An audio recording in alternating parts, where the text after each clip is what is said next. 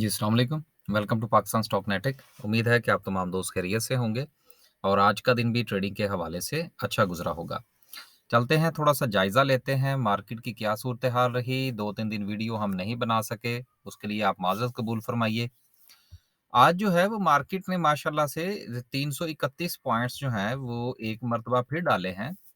सूरत-ए-हाल ये है कि मार्केट बड़ा अच्छा परफ़ॉर्म कर रही है और अच्छी-अच्छी खबरें भी आ रही हैं, मुख़्तलिफ़ ज़राए से मौसूल हो रही हैं। और काफ़ी हद तक ये चांसेस मौजूद हैं कि पाकिस्तान और आईएमएफ के जो मामलात हैं, वो तय पा जाएँगे। इसके अलावा डॉलर्स की जो सूरत-ए-हाल है, उसके हवाले से मैंने ये एक वीडियो बनाई थी आज। इसको आप देख लीजिएगा अगर कोई टाइम लगे तो। इसमें मैंने थोड़ा-सा बताने की कोशिश की है कि आने वाले जो 2 महीने हैं उनमें डॉलर जो है वो थोड़ा स्टेबल भी रह सकता है, देयर इज़ अ चांसेस और नीचे आने की उसकी प्राइस भी नीचे आ सकती है। उसकी कुछ वजूहात मैंने यहाँ बयान की है, वो आप देख लीजिएगा, अगर आप डॉलर टर्म के अंदर कोई काम करने के चक्कर में हैं तो। अदरवाइज़ उसकी ज़रूरत नहीं होगी। आज माशाल्लाह से मार्केट ने 331 पॉइंट डाले, केएमआई 30 का भी साथ में थोड़ा-सा जायज़ा ले लें तो 800 पॉइंट्स का बड़ा अच्छा इज़ाफ़ा था। केएमआई 30 में चूँकि आपको पता है भारी भरकम अच्छी कंपनीज़ और जिनके बारे में ये राय दी जा सकती है कि वो उनका जो प्रॉफ़िट है वो सूद की मद में नहीं जाता। ये एक बहुत बड़ा इम्पैक्ट होता है कि लोग केएमआई 30 में या केएमआई ऑल में काम क्यों करते हैं? इसके ऊपर भी बाकायदा वैसे एक वीडियो बननी चाहिए, लेकिन माज़रत हम कहते ज़रूर हैं लेकिन अभी तक कुछ ज़्यादा वादे-वफ़ा नहीं हो सके। तो इंशाल्लाह कोशिश करेंगे कि वीडियोज़ जो हैं वो उसके ऊपर बनाई जाएँ। आगे चलते हैं और थोड़ा सर्किट ब्रेकर का जायज़ा लेते हैं कि सर्किट ब्रेकर की आज क्या सूरत-ए-हाल रही।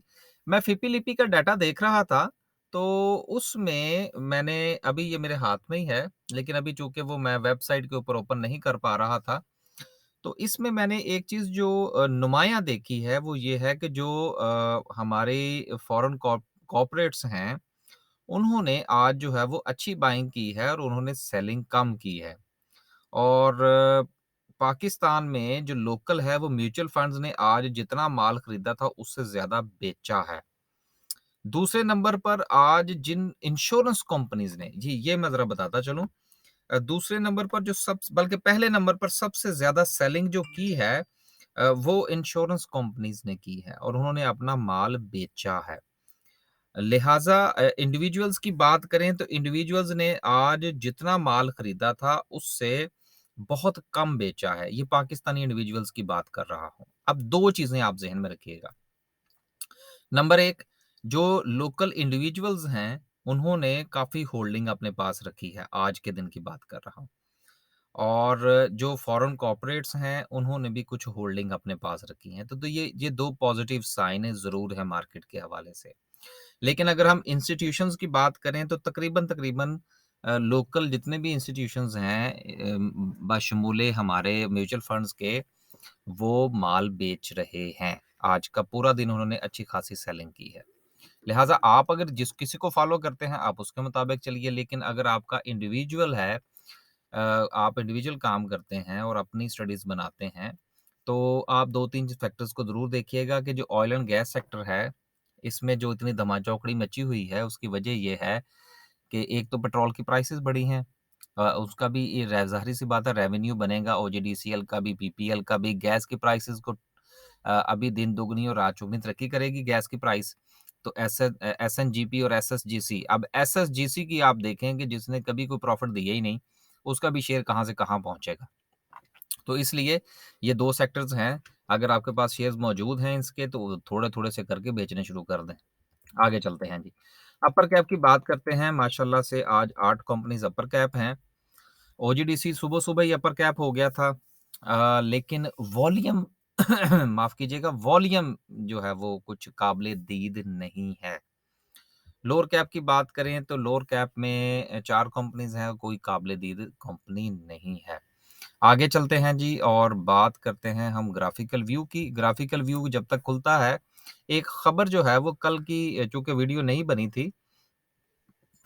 देखिए सुप्रीम कोर्ट ने ऑर्डर पास कर दिया है जी कि 50% सुपर टैक्स जो है वो तमाम के तमाम जो बिज़नेसेस हैं, जिनका प्रॉफ़िट 150 मिलियन यानी कि तकरीबन-तकरीबन कोई डेढ़ अरब रुपए से ज़्यादा होगा, वो अपना सुपर टैक्स देंगी और आपको याद होना चाहिए कि पार्लियामेंट ने ये सुपर टैक्स जो था, वो लगाया था। लेकिन हमारी जो लाहौर हाई कोर्ट है, उन्होंने उसके ऊपर स्टे दे दिया था। आपको याद होना चाहिए कि मैं अक्सर अपनी वीडियोज़ में इस बात का ज़िक्र करता रहता हूँ कि हमारे यहाँ जो हमारा जो अदालती निज़ाम है, ये स्टे देने में बहुत शेर होता है। चाहे आप इनके पास जो है वो किसी के मकान की कंस्ट्रक्शन रुकवानी हो, स्टे मिनट से पहले मिल जाएगा। आपने आपने अगर किसी के पैसे देने हैं, कोई फड्डा पड़ गया है, तो 1 मिनट से पहले स्टे हो जाएगा। लेकिन अगर वही कोई केस इनके पास आ जाए कि जिनका इन्होंने फैसला करना है, तो माज़रत के साथ उनकी जो है वो साल-साल ज़मीनों के आप देखें, उनके 25-25, 30-30 साल जो है वो केस चलते रहते हैं। तो बात करने का मतलब ये है कि इस तरह से मुल्क और कौम का जो नुकसान होता है, आप अब मुझे वो बात किसी दूसरी तरफ निकल जाएगी कि मुशर्रफ के मार्शल लॉ से लेकर और दीगर मामलात तक जो है इन अदालतों ने जो फैसले किए हैं, वो बहरहाल इनका मुँह चढ़ा रहे हैं। तो बहरहाल मेहरबानी है जी सुप्रीम कोर्ट की।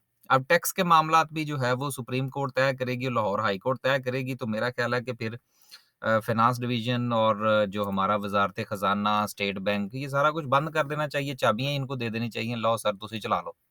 बहरहाल एक अच्छी खबर है कि जो भी फ़ैसला गवर्नमेंट ने किया था अ, सुप्रीम कोर्ट ने कहा है कि सर 50% तो दें ना, तो बाकी बाद में देखी जाएगी।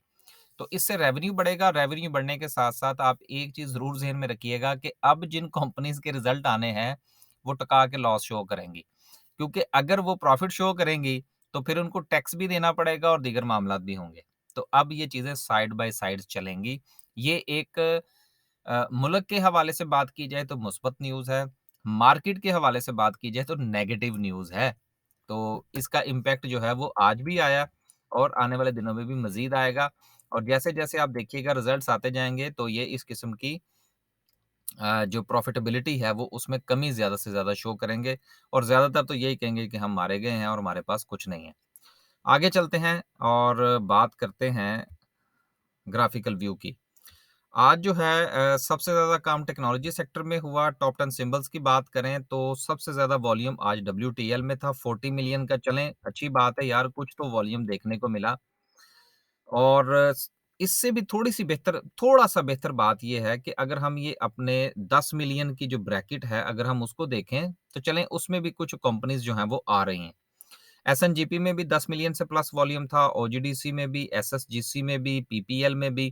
तो ये एक अच्छा साइन है कि इनके अंदर जो वॉल्यूम है वो अच्छा लगा है।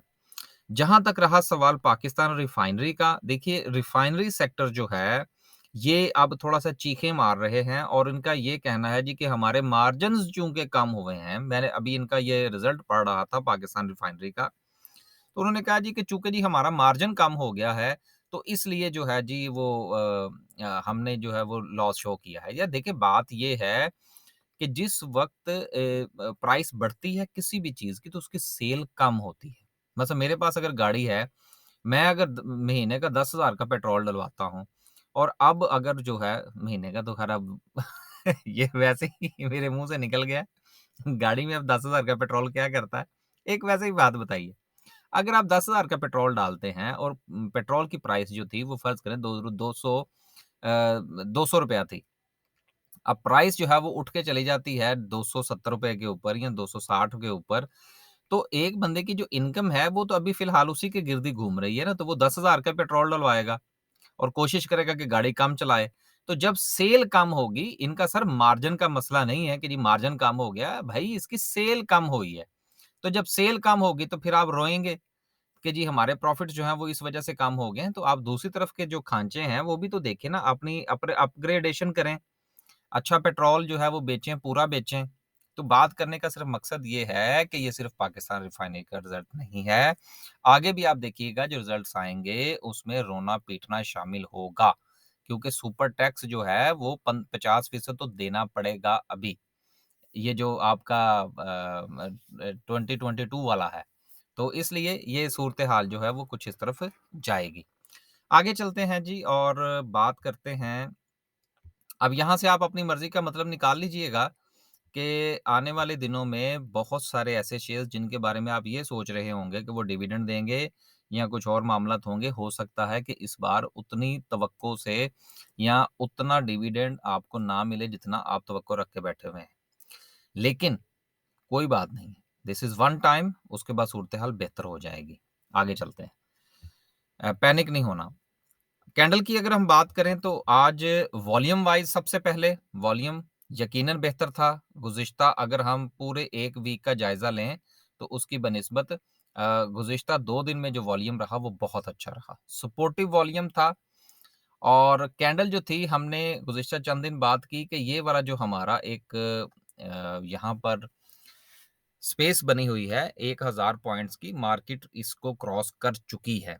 और अच्छी बात ये है कि आज की जो कैंडल है, वो इतनी ज़्यादा इतनी बुरी कैंडल नहीं है और अच्छा खासा उसमें बाइंग प्रेशर जो है वो मौजूद है और आज की कैंडल को वॉल्यूम की बाकायदा तौर पर सपोर्ट मौजूद है। गो कि नेगेटिव न्यूज़ जो है वो आ रही हैं। कुछ आईएमएफ के हवाले से भी लोग सोशल मीडिया के ऊपर इधर-उधर की बातें जो है वो फैला रहे हैं, उनके ऊपर बिल्कुल कान धरने की ज़रूरत नहीं है। लेकिन सुपर टैक्स का जो सुप्रीम कोर्ट का फैसला है, उसका नेगेटिव इम्पैक्ट आएगा। एक चीज़ जो है वो अक्सर हम कहते हैं जी आ सकता है। मैं यहाँ पर कॉन्फिडेंट हूँ कि उसका नेगेटिव रिज़ल्ट आएगा। नेगेटिव इम्पैक्ट जो है वो मार्केट के ऊपर क्रिएट होगा, लेकिन उससे इतना घबराने की ज़रूरत नहीं है। अगर हमारे डॉलर टर्म्स के अंदर मामला ठीक हो जाते हैं, तो फिर इंशाल्लाह सूरत-ए-हाल भी बेहतर हो जाएगी। जहाँ तक रहा सवाल मार्केट की सपोर्ट एंड रेजिस्टेंस का, तो इस वक़्त मार्केट जो है वो अपनी रेजिस्टेंस को जस्ट टच करने के बाद जो है उसने नीचे थोड़ी-सी क्लोजिंग दी है, लेकिन कोई बात नहीं है, वॉल्यूम मार्केट में अच्छा है और ये जो हमें यहाँ पर रेजिस्टेंस नज़र आ रही है, ये भी कोई इतनी स्ट्रॉन्ग रेजिस्टेंस नहीं है। मार्केट को अगर मार्केट जो है उसको हालात साज़गार मिलते हैं, तो मार्केट के पास जो स्ट्रॉन्ग रेजिस्टेंस होगी वो 43,000 की होगी। वहाँ पर मार्केट को जो है उसको यकीनन बहुत ज़्यादा जो है वो रेजिस्टेंस का सामना करना पड़ेगा। लेकिन 43,000 की बातें अभी काफ़ी दूर की हैं। अगर डॉलर टर्म में जो हमारी कैलकुलेशन है, उसके मुताबिक ये मामलात चलते हैं। अगले 2 महीने में जो हमारी एक्सपेक्टेशन है उसमें डॉलर का इनफ्लो बेहतर हो जाएगा और इसके साथ प्राइस भी थोड़ी-सी स्टेबल रहेगी, आईएमएफ का प्रोग्राम भी हो जाएगा। अगर ये चीज़ें इसी तरह से चलती हैं तो मार्केट का 43,000 पर जाना यकीनन कोई अचंभे की बात नहीं होगी। लेकिन आपने इंडेक्स के ऊपर कान नहीं धरने, आपने अपने पोर्टफोलियो को और अपने शेयर के मुताबिक जो है वो आपने काम करना है।